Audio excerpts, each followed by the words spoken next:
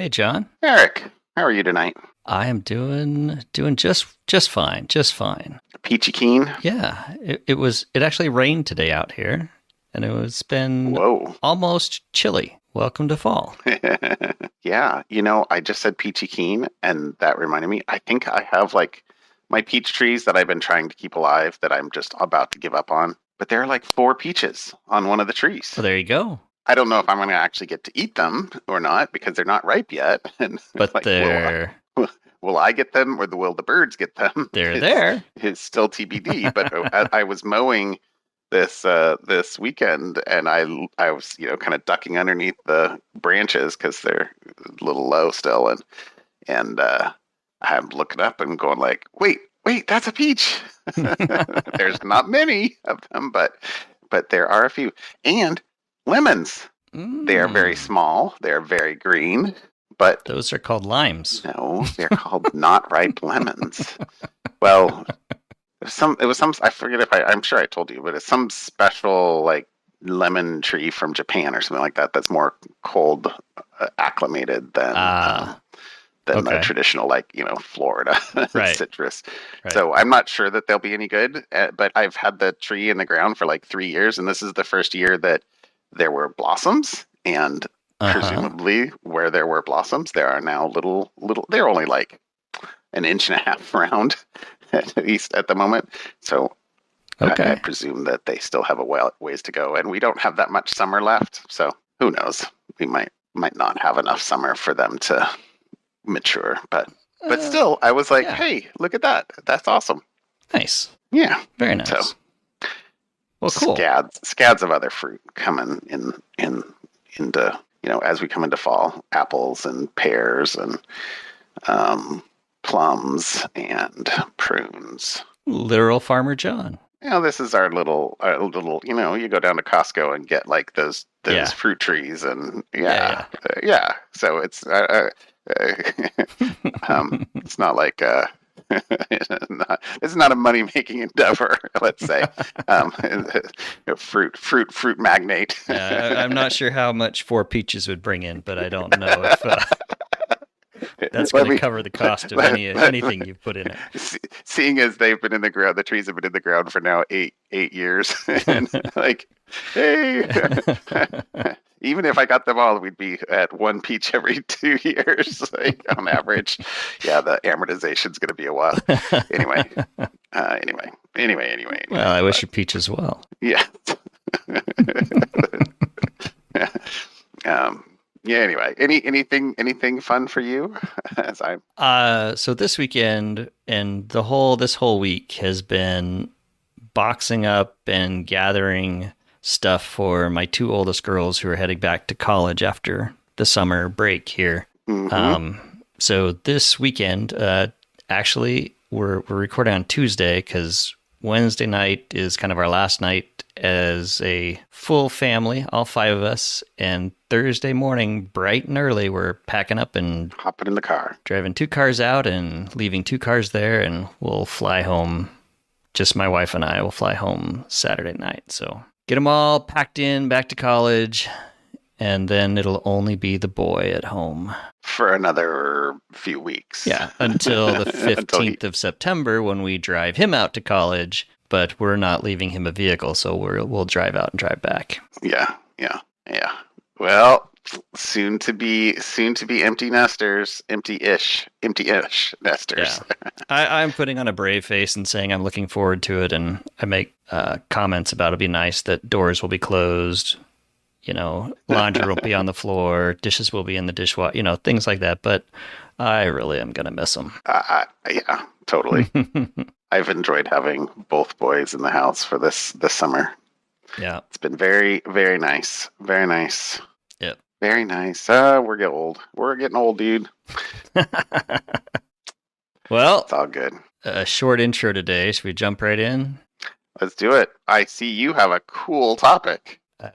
Yeah, so this is actually kind of cool. It's a vulnerability that a research team called Oligo discovered that web browsers, you can go to a web browser and use localhost, 127.0.0.1 to communicate with the local host.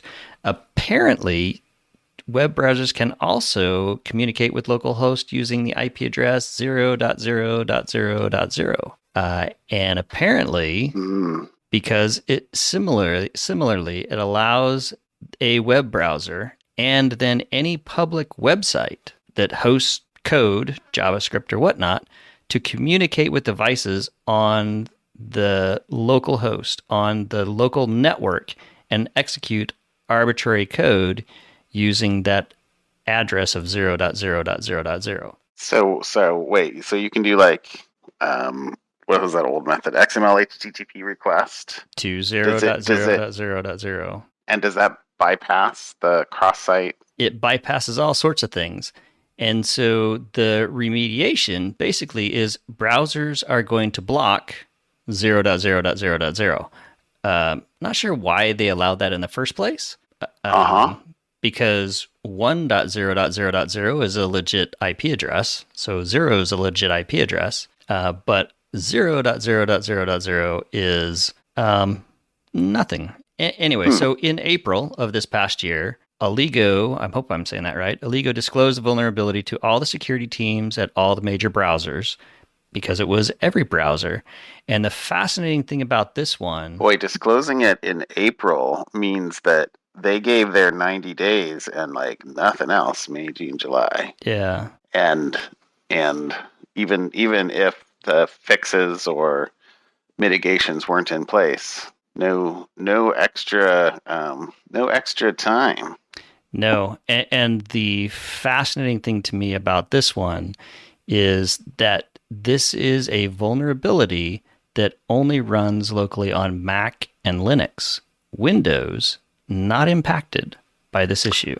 Really? Usually it's, typically you think of these type of vulnerabilities, you think, well, it's Windows because they own most of the market, and then maybe Mac and Linux. This one's the inverse. This is Mac and Linux, and Windows is not impacted. Wow. Which was, that was the key thing to me. So Google Chrome has a private network access initiative, which they're evolving and improving. And the trick to this one is the 0.0.0.0 vulnerability bypass the private network access mechanism in Chromium, which blocks websites from accessing localhost and other private IPs via JavaScript when loaded from public websites. So, you could attempt in your JavaScript to load what probably a lot of routers used to do, like 192.168.0.1/login and try to admin log. You could build that. So this private network access that Chrome has been pushing as a standard blocked that 127.0.0.1, but did not block 0.0.0.0, which essentially did the same thing. So starting with Chrome 128 version, they're going to roll out changes over the next few releases so that by Chrome 133, all that 0.0.0 access will be taken away. There's some details in here. The interesting thing I found here was it's worth noting, I'll read a little bit here, it's worth noting the percentage of websites that communicate to 0.0.0.0 is on the rise based on counters in Chromium. And those pages could be malicious. And the current percentage stands at 0.01% of 0.015% of all websites. And with 200 million websites in the world, that's 100,000 public websites that are trying to communicate with 0.0.0.0 for some reason or another. Interesting.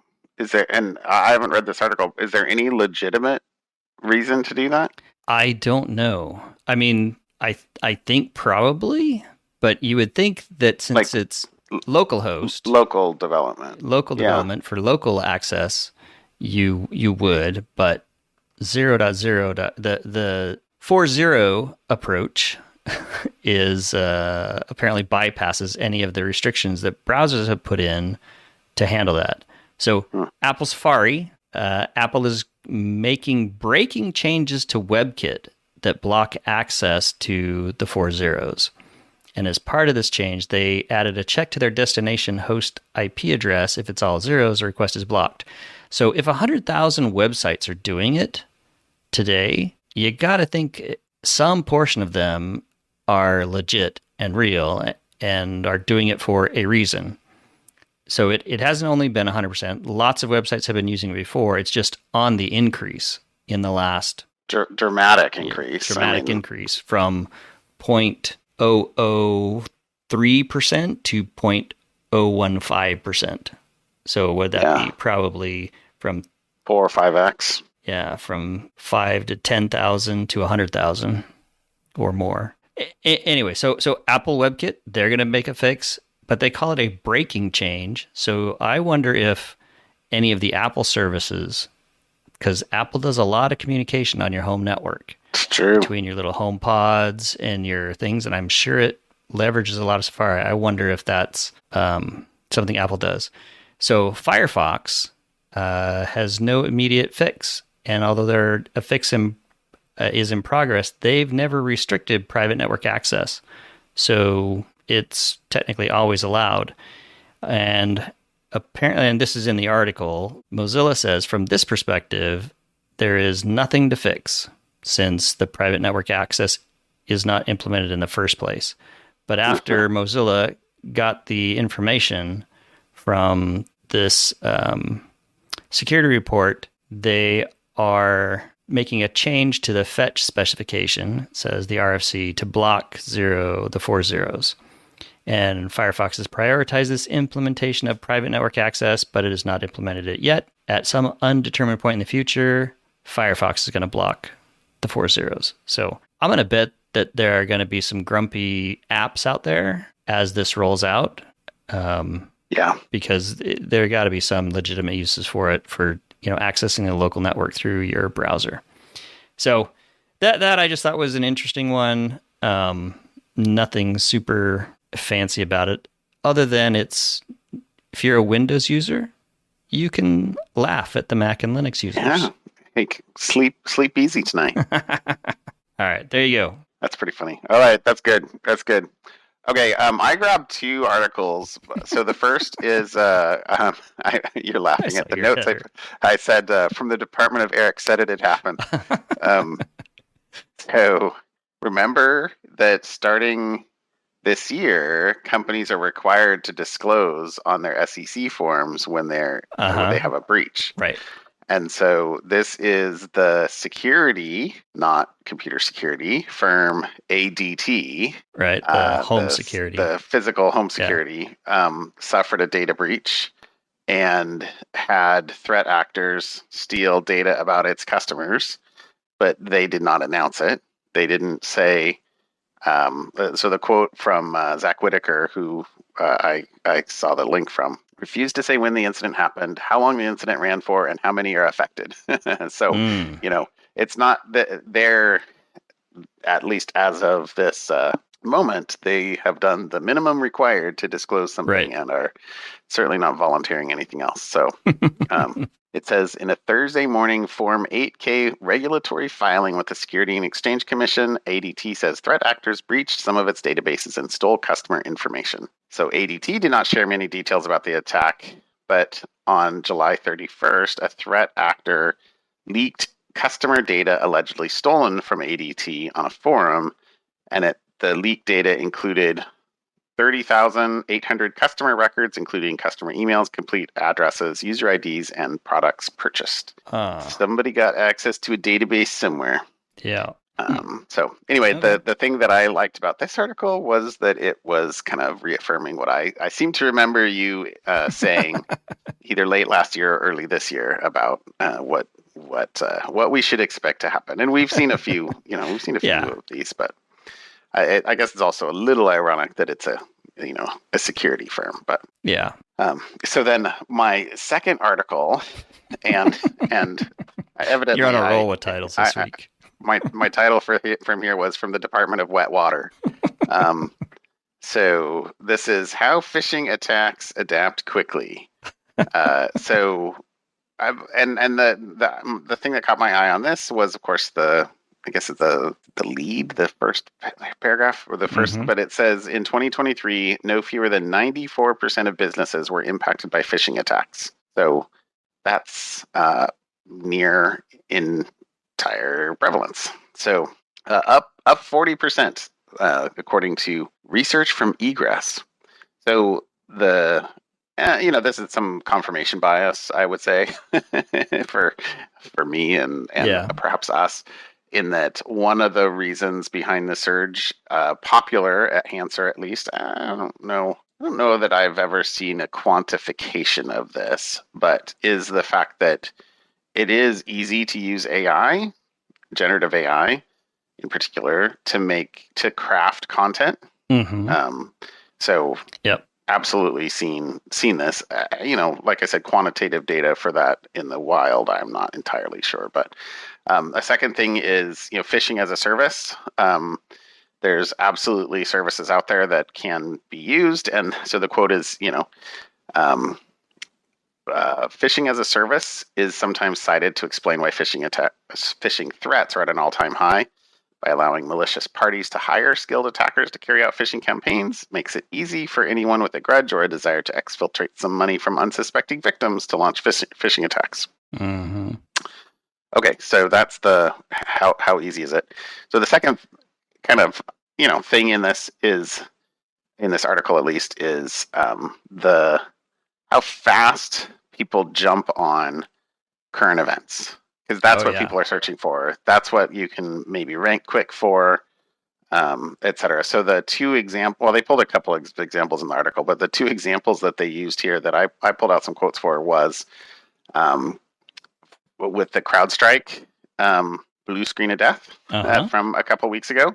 Yep. The quote is, CrowdStrike fixed the problem relatively quickly, but not before threat actors had begun launching phishing campaigns designed to take advantage of individuals and businesses seeking a resolution to the failure. Within the first day following the CrowdStrike incident, CyberInt detected 17 typo squatting domains related to it. Of course. Interesting. And at least 2 of these domains were copying and sharing CrowdStrike's workaround fix in what was apparently an effort to solicit donations via PayPal. So we'll give you the legit fix, but give me the money, not CrowdStrike. Yeah, exactly. So, and there was a quote like that's one of the more mild efforts to take advantage of the CrowdStrike incident. So, right. I'm not even sure that there's anything nefarious about that. Of hey, here's my thing. Give me a tip jar kind of thing, I guess. But there was some other example in there where they, I don't know that it was quite extortion, but they, send money to this Bitcoin address, and of course they can track the Bitcoin address and how much money was sent there for in the first little bit. So the second current event example that I pulled out here was the Olympics. But the thing that the example I pulled out here was they had some pictures of a phishing site for the Olympics for getting Olympics tickets, and the site looks very legit. Right. It looks and feel, and I guess it's not showing the feel of it so much, but it sure appears as if it's a very sophisticated site. They don't have the URL in here or the URI, but the thing, it says, even though the site was not very old and therefore did not have strong authority based on history, it ranked near the top of Google searches, increasing the likelihood that people searching to purchase Olympic tickets online would fall for the ruse. So I think one of the things that is valuable is how do you combine the history, age, and the capability to protect people based on more than just the look and feel of the site. Right. So anyway, it's interesting. This was an interesting example, I thought. But phishing's here. I mean, phishing's been around in various forms forever. But social engineering is still the easiest way to break into anything. Yes. Yep. Exactly right. So. All right. Cool. All right. Well, there you go. That's my topics for the week. So. All right. How about something fun? My something fun sounded a lot funner when I first read it, and then I'm like, maybe it's less fun. But it's technical. So we all know about AI using massive amounts of compute and NVIDIA. If you're an NVIDIA investor from a while ago, you're quite happy with how things are going. Despite, At least how things have gone. Despite the most recent, downturn. But so NVIDIA, they have these new server racks, and their biggest problem is cooling. And so they're looking at liquid cooling and doing liquid circulated in tubes that snake all through the hardware rather than air. So liquid cooling is not new. I actually have a machine behind me that's liquid cooled, but some of the things that they're exploring, which I think I've actually seen this in the past, but when I read this, that's what triggered my, this is cool, is to dunk the entire computer itself into a non-conductive liquid that absorbs and dissipates heat.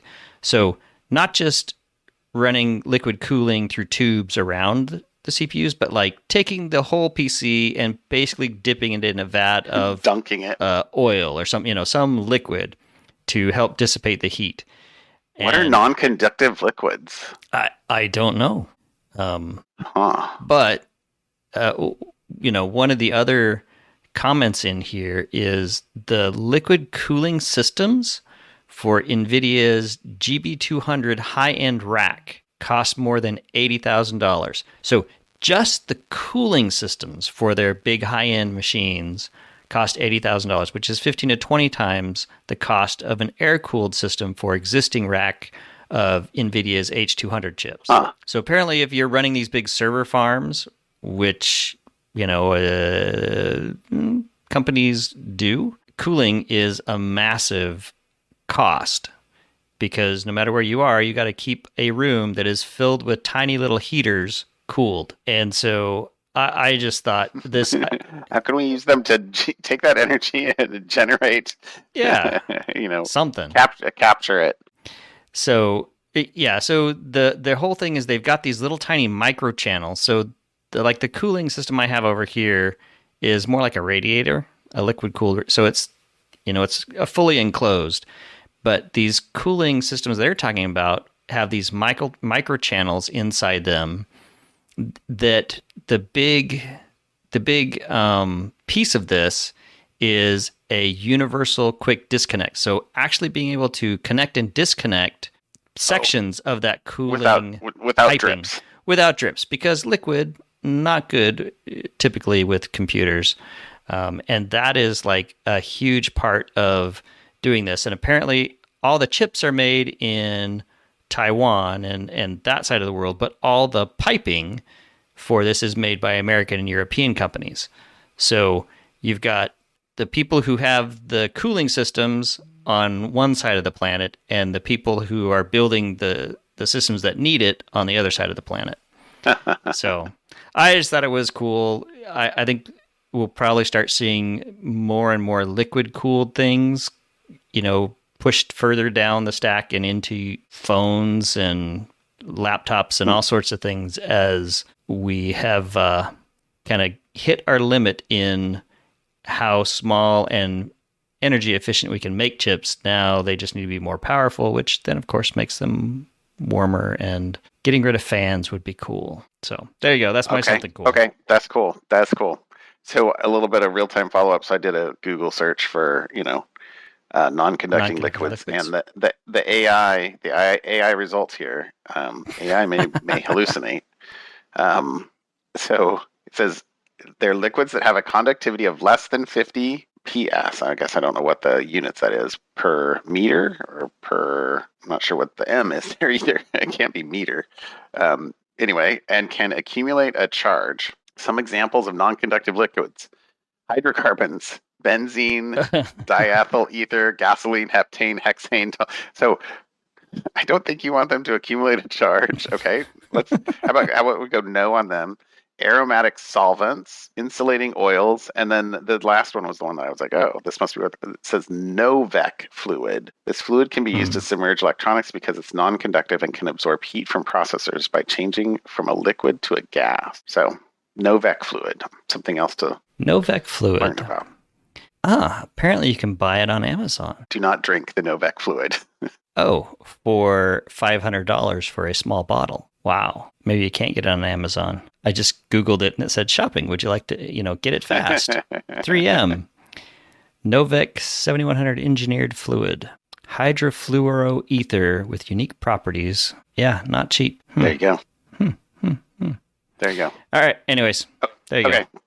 My something fun was a little disappointing by the time I got to the end of this. So I'm just going to say I don't want to bury this lead. Like mine. and say that. So this was an artist. So I read this on Apple News. So it's actually the Atlantic article. But it says the title is An Intoxicating 500-Year-Old Mystery. So, and it's about this medieval manuscript that is illegible. So it's written in like some script that nobody knows what it means. So it's called the Voynich Manuscript after the rare books dealer Wilfrid Voynich, who acquired it from a Jesuit collection in Italy around 1912, and an heir sold the manuscript to another dealer who donated it to Yale in 1969. It has 234 pages containing some 38,000 words, but not one of them is readable. The unnamed author had written it, likely with a quill pen, in symbols never seen before. Did they represent a natural language, such as Latin, a constructed language, a secret code, gibberish? Scholars had no real idea. So the article kind of follows this sort of life arc of Lisa Fagan Davis, who was a medieval studies PhD student at Yale in 1989, working at a part-time job at the university's rare book and manuscript library. And her job that she was given was to return the answer mail from cranks and conspiracists and truthers who hounded the library with questions about its most popular holding.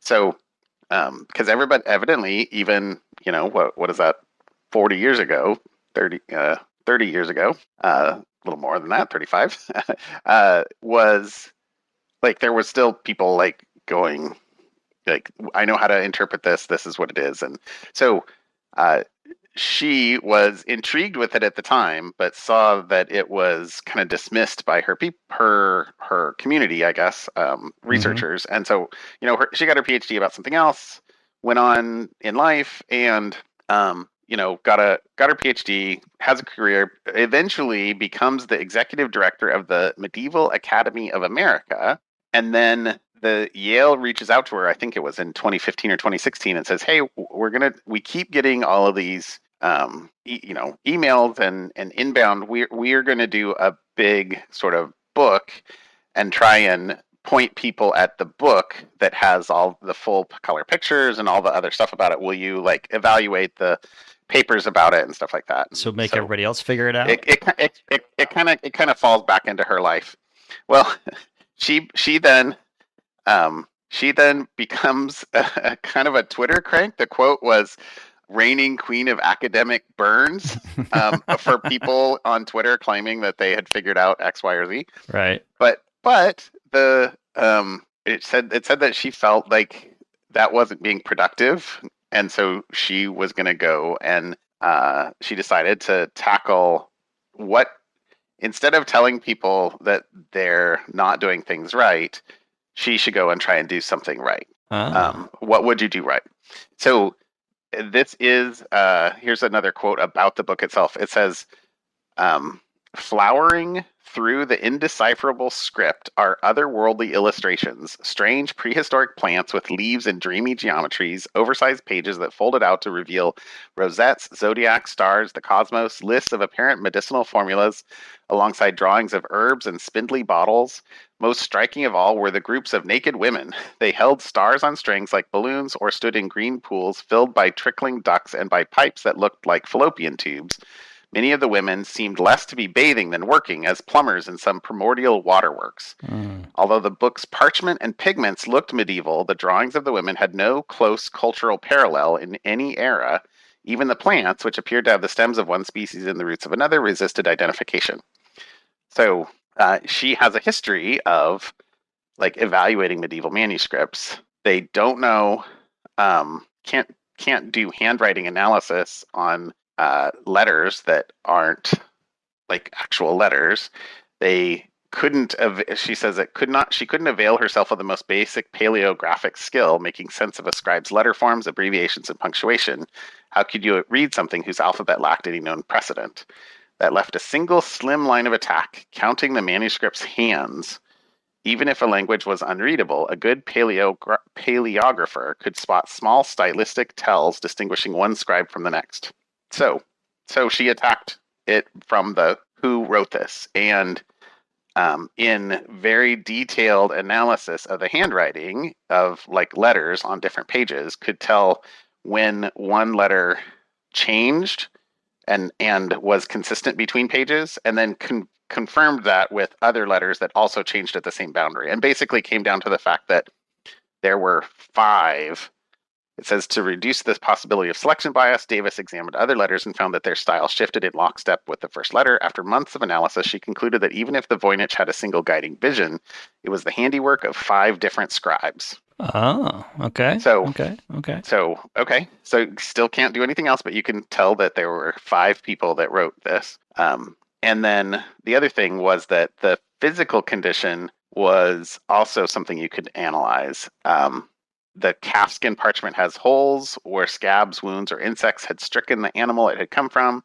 Several signs that the manuscript's makers couldn't afford or didn't need the finest materials. Pigments were ordinary. No gold leaf. Stains darken the top of the manuscript's first 100 pages from an apparent water spill. The parchment felt soft, almost cloth-like, a familiar texture in books that were once heavily thumbed. So this is not a manuscript that was meant to be a precious object on a bookstand for people to go, ooh. Like a manual of anatomy or an almanac of the stars, it was meant to be flipped through and used. But that's sort of where the facts of the article actually ended. And even though in the last few years, there's been some other, gatherings of and work towards formal translating it scholarship about it, but no more successes. So it's still mostly a mystery. But I did like the fact that instead of just kind of continuing to smack people down, she was like, well, what could I do that is active scholarship? Right. What actually might work? And did some active scholarship and engendered a bunch of other potential interesting things that maybe they'll pay dividends. So anyway, like I said, the article was really cool, and the pictures are fascinating. And then at the end, I'm like, well, it's still a mystery. So an unsatisfying finish, but you don't interesting. Not every movie gets a happy ending, I guess, or whatever, or an ending at all, or maybe we're still in the middle of this one. So yeah. There you go. But I thought that was a good article. Okay. Yeah, that's I clicked on one of the links and was flipping through the manuscript, and it looked like clearly someone spent a lot of time writing something they thought was completely legible and understandable by somebody. Right. Very clear. Yes. Yeah. But so, I mean, what's the and it was actually called Cipher Manuscript. Yeah, you can go read the entire thing online. And the pictures and drawings are amazing. Or, whatever they're there for, they were clearly intentional, and you can only assume the text goes along with whatever whatever it was. Is it a medical manual? Is it a... Right? Who knows? Anyways. Yeah. Anyway. Proof that aliens exist. Cool article. Yeah, the Yale Library has it up in its collections. You can actually thumb through the actual pages with high resolution images. Cool. Okay. All right. Thought it was fun. Yeah. All right, my friend. Thanks, John. I will talk to you later. Bye, Eric. You have a good evening. See ya. Bye.